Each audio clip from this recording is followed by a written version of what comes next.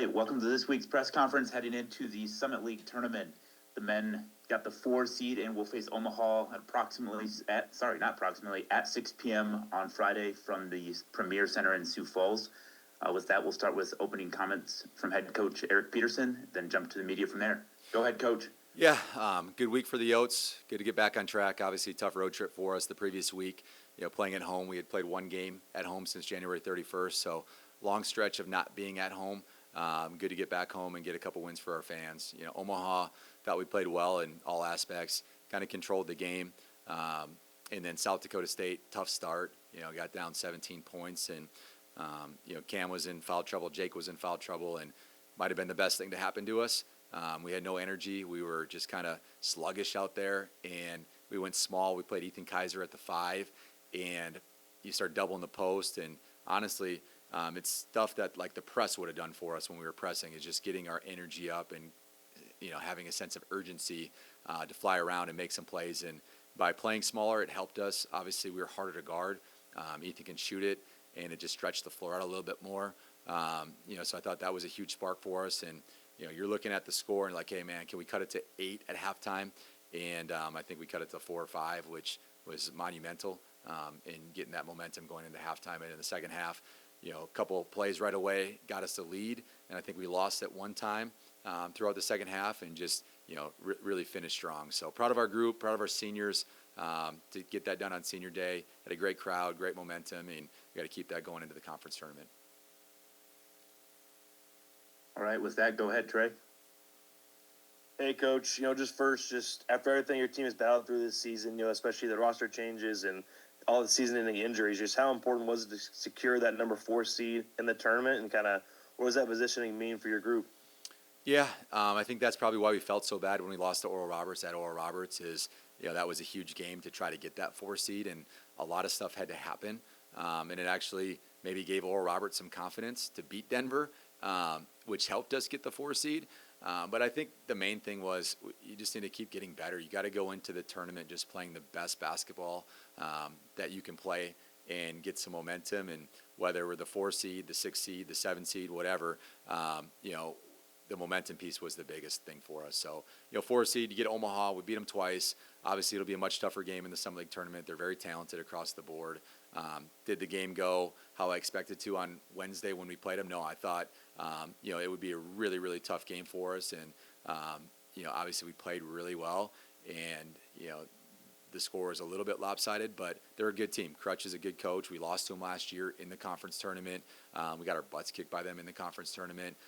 Crutch is one of the best coaches in our league. They have a supreme amount of talent. So we know it's going to be a really challenging game in the 4-5 game. Yeah, you mentioned right there, just you're playing Omaha. Just kind of what have you learned about your team in those 2 games that you played with them, and just kind of what will be key in facing them again on a neutral floor? Well, 2 very different games. The first game that we played at their place, found out the day before that Isaac was out for the season. And when you lose a 20-point score, I think that probably caught him off guard a little bit. There's teams that got to prepare for a guy that can score it like that. And when you take him out of our lineup, they're kind of looking around like, who are these guys going to play? So I think that maybe was a huge advantage for us in some ways where we caught him off guard. Cam was really good that game. They were doubling him. We were skipping the ball. Jordan was hitting threes. Kind of everything was going right. And then you play him at home, and Cam doesn't play very well. He's in foul trouble. He's turning the ball over a little bit. And I think, we learned we could win if Cam didn't play well throughout that game. But, the third time you play somebody, it's about concentrate. Like, you have to concentrate even harder because you kind of get a little lackadaisical, like, oh, we've seen this team. We know these guys. We know what they're going to run. Everyone's going to put in a couple new plays, for a conference tournament. But, I think the most important piece is just our level of concentration and focus because, you get into a new setting. I'm trying to think of how many guys we've actually had play in the Premier Center. Cam, no.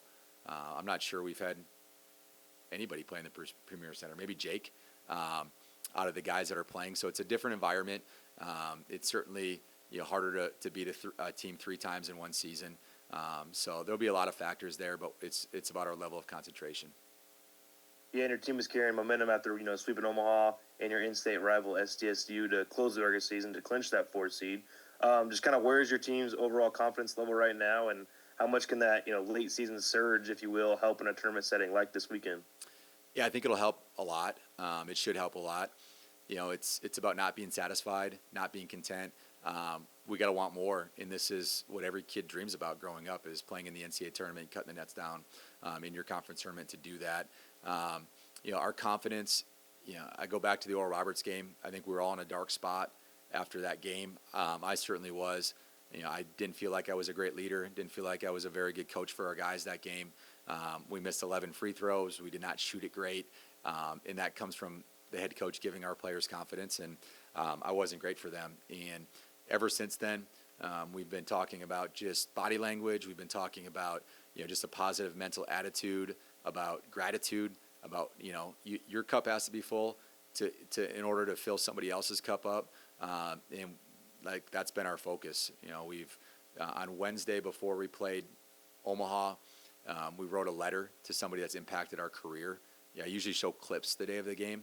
I made our guys write a letter to somebody that's impacted their career and helped them get to this spot. On Saturday before the game, we wrote 3 things that we're extremely grateful for, thankful for, and put it in our lockers so they could see that.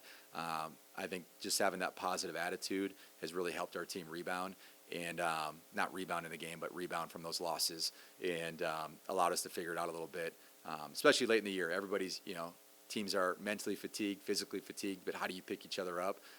By having a positive attitude, and we've done that the last week. Yeah, the tournament feels fairly open this year on the men's side, just with a lot of teams that haven't beat each other. Just, do you feel like this is one of those years where the hottest team has a legitimate shot to win it? And do you and your group feel like can be that team this time around? Yeah, obviously I think the top 3 teams are very good. NDSU, St. Thomas, and North Dakota. North Dakota plays differently than most teams in our league with their half-court defense. So I think those 3 teams are really, really good. But outside of that, I do think any team could win the tournament, and it's about getting hot at the right time. I think entirely tournaments are about matchups and how you match up with the team. You can make the NCAA tournament and be a higher seed, but if your matchup's poor, it's going to be a really tough game for you. So I think that's important. I haven't really dissected the matchups. We're worried about Omaha right now, and if we get a chance to play in this semifinals again, I think our approach will be much different than last year. I thought we were so excited that we won the 4-5 game, and we had some momentum, and we just weren't ready to play. And obviously that's on me as a head coach. So I think it's wide open.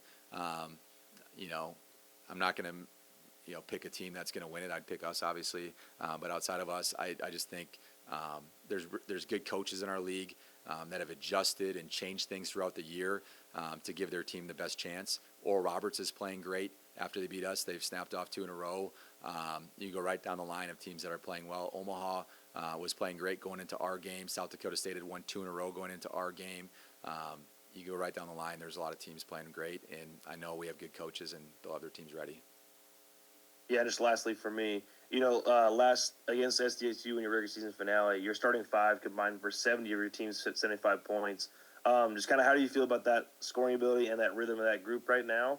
And how important is it for them to continue producing at that level just while staying, I guess, locked in on one game at a time approach to kind of keep your season alive here? Yeah, I think probably the first time we have done it at that level where everybody's kind of been in double figures and played well, and that's what you need from your starters in the biggest games of the year. So, yeah, it's really, really important. I think it's important to get something out of your bench, too. We moved Silas to the bench because, his plus-minus has been the best on our team. You look at his assist-to-turnover ratio, it's been unbelievable. He's been a huge spark for us. And we lose a couple games. Never easy to tell a starter that he's getting moved to the bench. And there's one guy in our team that I knew could handle it. It was Silas, because he brings such a positive attitude every time he shows up to practice. And no matter what, he's just going to look at you and smile. So I think that's really helped us. He missed a 3, missed a couple free throws, but he'll score some points. And obviously Jake's playing through a lot with his shoulder, but we need not just our starting 5. We need everybody to be their best come tournament time, and we expect to get that. Awesome. Thanks, Coach. Good luck. Thank you. Appreciate it. Adam, go ahead. Coach, in the post game after last game against South Dakota State, Jordan Crawford said the main thing is to play the way we have been playing. He said, I feel like if we go out there and just play South Dakota basketball, nobody can really play with us. obviously you're going to be looking at the matchups like against Omaha, but how important do you think it is for the players to just have that type of confidence level that he said can continue to deliver their playing at the last two games and just go out there and kind of let loose and play themselves? Yeah, I would say the biggest thing is Kyle basketball. Like we got to be a great defensive team, and I think right now we're a top 4 team in the league in defense. And if you take out our first couple games that we played shorthanded with 7 guys, we're a top 3 team. So how do you win tournaments? You got to be really good defensively. The top defensive teams every single year win the tournament. That's how they get there. So that's how it's got to start. And it's no surprise when our defense is good, our offense is even better. If we can get stops and get out in transition, we got a really fast team that can score points in transition. That's been our best offense. But we have to have that tough Gator culture where we show up and guard every single night, and when we get stops, we're a good team. So that's probably the main thing. Yeah, we're not going to really change anything. We're not going to – might add a couple wrinkles here and there with some stuff on offense, but it's going to be can we guard at a high level, and how connected are we? The toughest teams, the most connected teams, and the teams that guard typically have a lot of success in the postseason. In the post game after the South Dakota State game, you also said early in the year the team had hit rock bottom, and you're able to bounce back. And against South Dakota State in the first half, you kind of hit rock bottom again, and then you're able to bounce back and have that comeback. When is it a little bit of a focus to try to avoid to not hit rock bottom now that you're in the conference tournament and to make life easier for the team? Yeah, I mean, that's always the goal. You want to play your best at tournament time. And adversity happens throughout games, happens throughout seasons. Did I expect it to hit us like it did this year? No. It's really never happened before in my career. But you have to have good starts. You get down. We got down to Omaha last year in the first half, and it's just really hard to battle back, especially in that setting. So you got to have a great start. We always talk about the first 5 minutes of the game, 5 very important minutes, and it's got to happen against Omaha for us to have a chance. Now that it's postseason play, it's kind of a new season in a way compared to regular season. But you've had a close win and a blowout win over when you swept Omaha. Are you in any way paying any attention to that, or do you think that's kind of a non-factor and this is a brand new game? Non-factor. Everybody's 0-0. Omaha will change some things. Crutch, like I said, Crutch is a really good coach. He'll look at the last 2 games and he'll change some stuff. We'll tweak a couple things, but it's really a non-factor. Everybody's 0-0, and that's the cool part about March. Anything can happen. And the win over Omaha on Wednesday, you said it was neat because a lot of people thought that you needed Cameron Friends to score a lot of points to win games, and then in that game, the team showed that they can win without him being a key factor offensively in the game. And then against South Dakota State, Friends said when he scored 14 of 17, the coaches believed in him to try and feed him the ball in the first possession of the second half, and then he scored. And then the ball kept going to him to have that big second half. Or is there going to be a mindset of to try and have Fins be a key piece offensively now that it's the tournament, or to be more balanced offensively like it has been? Or is that just something you're just going to see how the game goes, and then whatever happens in the game is going to happen? You're going to keep going with that. He's always going to be option one. I mean, he's physical. He's a monster inside. He's really hard to guard. And if you're scoring, in the paint, he shoots over 60% from the floor. If you're scoring in the paint and getting paint touches by your big kid, that's the best offense that you can have. I mean, if they double him or, he's not playing well, he's a good enough leader and he's smart enough to know, I got to get other people involved too. So we're going to throw it in the post, see what happens. Same thing second half against South Dakota State. He wasn't great against Omaha. He wasn't great in the first half against South Dakota State. And I talked to him, right at half court before we started the half, and I just said, Cam, we're going inside. We're going inside. And told our staff, we're going to figure out if Cam can do it this game. And you always believe in your seniors, and I believe that he could do it. And he had a great half for us. In the 2 games against Omaha in the regular season, Crawford led the team in scoring in both games. Do you think for Crawford that gives him some type of confidence and excitement heading into the game, or do you think Crawford's not thinking too much about that and he's just going into the game? He wants to win. He's a confident kid, and he wants to win. That's, I think, the cool part about our team. It's never been about one person. It's been about our team.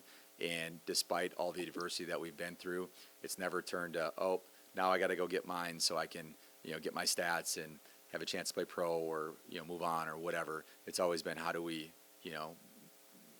how do we win as a team? And coach, whatever you need me to do to make that happen, I'll do. And that's been everybody's attitude on our team. The team was strong at home in the regular season. It did some good things and also had its struggles on the road. And now going into the conference tournament with it being a neutral court, just how excited do you think the players are to just kind of go out there? They think they're playing at the top level, and they think that now they can show everyone now with the conference tournament that they're much better than their overall record. And just how excited do you think the players are to just go out there with something to prove on the court? Yeah, what I'll say is our record's our record, and I don't know if you can say you're better than your record. Your record defines who you are. For this team to, finish above 500 with the adversity that we faced. I mean, at one point we had 9 guys out and had to add 2 guys that semester just to be able to show up and finish the season. I'm not sure anybody would have predicted that. I don't know. We haven't talked about it. I'm sure they'll be excited, but I think their mindset is we got to go try to figure out how to win 3 games in 3 days. And no matter what you do during the regular season, you could win the league, you could take second, great, but nobody remembers who won the league 5 years ago or 3 years ago, but they probably remember who made the NCAA tournament at that point. So that's the most important thing. The regular season gets you geared up for 3 games in 3 days in March, and I think their focus is finding a way to do it and cut the nets down. All right, thanks, Coach. Thank you. That's all we got. Thanks, Coach. Appreciate you guys. Go Yotes.